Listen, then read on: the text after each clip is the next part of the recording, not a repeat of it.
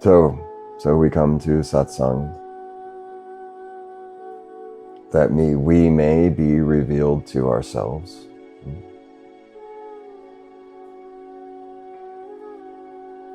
Revealed what it is that we think, our cherished opinions and our sacred beliefs, so that we can come to see what they are, which itself is something quite novel,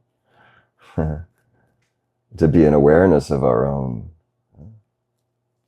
And then to inquire, is it true? Is what I think true? Are my opinions, are they unassailable? And my beliefs, are they infallible? And then each one, in their own way, will come to the very same conclusion. I don't know any of this. There's nothing really I can cling to that the mind has offered up.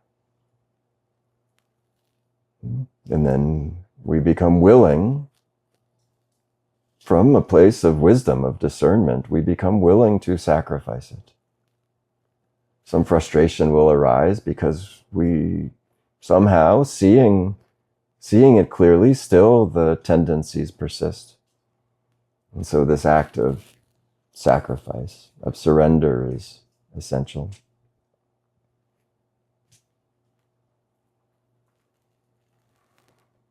One morning recently, maybe as recent as yesterday, we sort of, in our little satsang here at Bhajan Kutir, it turned into a bit of a guided meditation. And it was the question,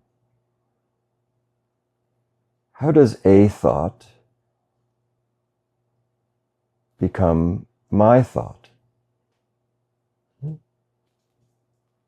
What is this, the relationship between me and a thought?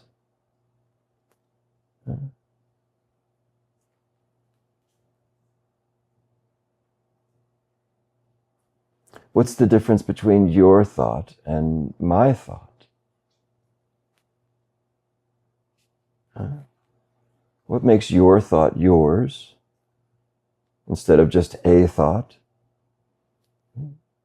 What makes my thought mine instead of a thought? What is this sense of propriety, this sense of relationship, this sense of mine? This is its own exploration. But now let's move ahead and wonder, how does my thought, how does this sense of me arise from that? A thought becomes my thought becomes me. Apparently, phenomenally, experientially, but it can't be true, can it? Can you be a thought? No. Is there really anything that you would call my thoughts? Not really. Isn't, if there are thoughts, what you would call my thoughts would be something that you have some familiarity with, yes? There'd be some connection. You would recognize it as a thought would be recognized from the past as something you call my thought. Is it this way? Familiarity means has come back around, recycled, looping.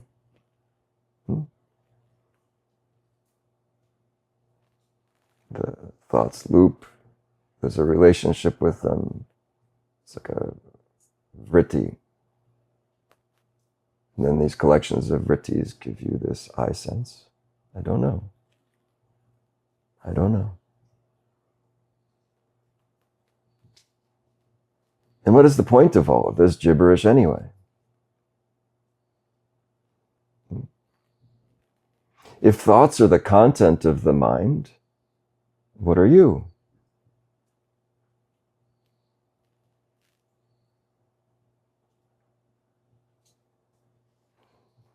Are you ever anything more or less than aware?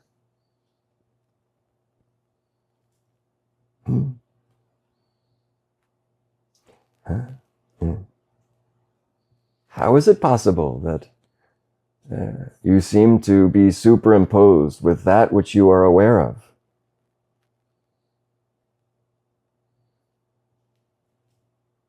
Does the cup identify as water?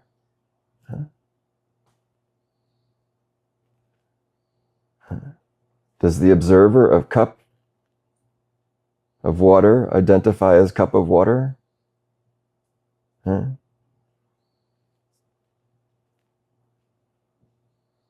is it possible?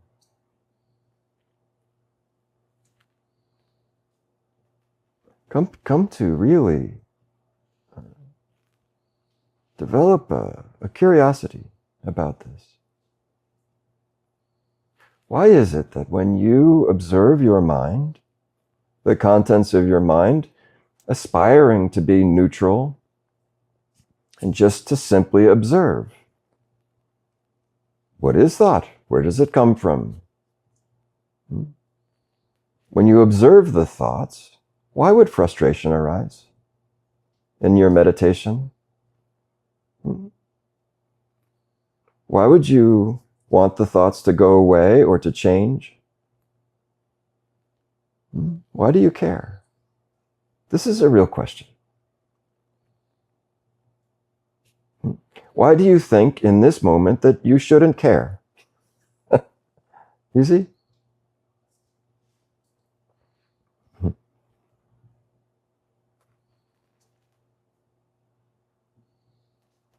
If you observe these patterns of thought, the patterns of relationship with thought, and the tendency to identify with thought as thought, eventually you'll see none of this was even possible and could not have happened. It's just not possible. It's irrational, unreasonable, even by common logic, uncommonly applied.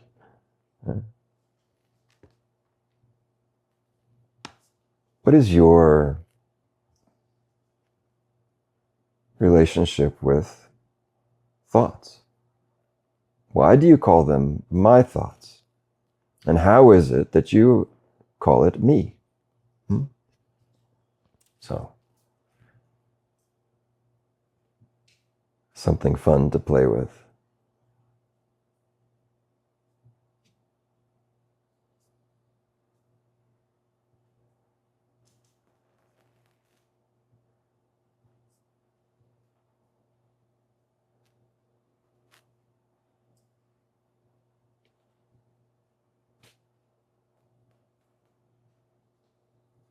And like with all of these inquiries, it comes with a trigger alert. The sense of me and mine is offended by this, and rightly so.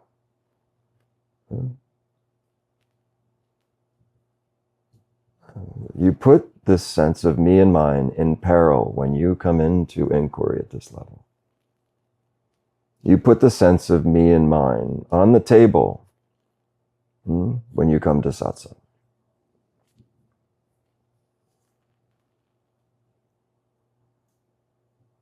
In fact, cherishing the thoughts and feelings of me and mine actually will preclude you from receiving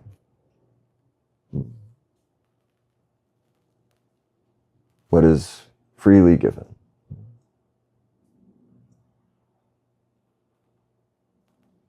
But even if you just offer a little bit, a little, you pull your finger out of the dam, this trickle will grow. or even just the teeniest little bit of willingness of maybe I don't know. Maybe just the slightest amount of humility will dawn. Huh?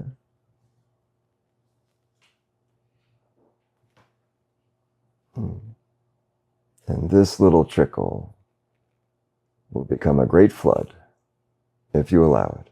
Huh? Huh. Oh, pull your finger out of the dam.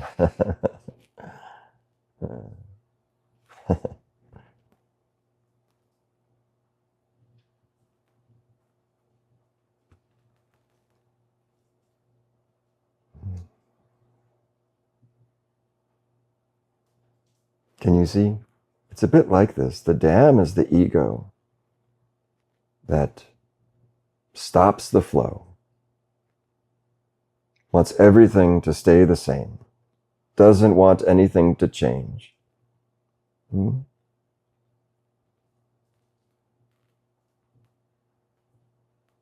But you are not the dam, you're the water begging to be set free. Begging to make its way effortlessly toward the ocean. A dam is under intense pressure, isn't it? The water simply flows. Gravity takes care of everything.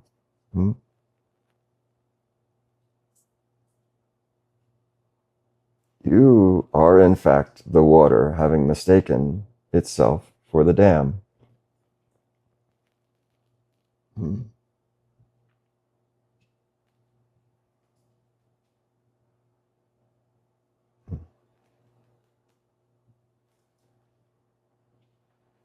This dam primarily is built of the composite of I know. I know. I'm right. I know means judgment. I know means referring to the past, not allowing now to be now, blocks the flow. You see? I'm right blocks the flow. So I encourage you, with expedience, be foolish. We said on Monday, the mantra was, I have no idea what's happening here. Be a total idiot. Be stupid.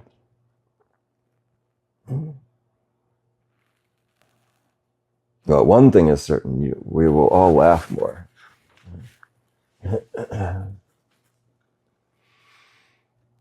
This is the life of the mystic that you are becoming, not knowing anything, but in a flow that is joy.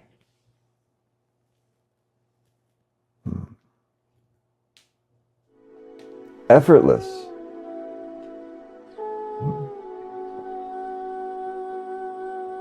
Effortless.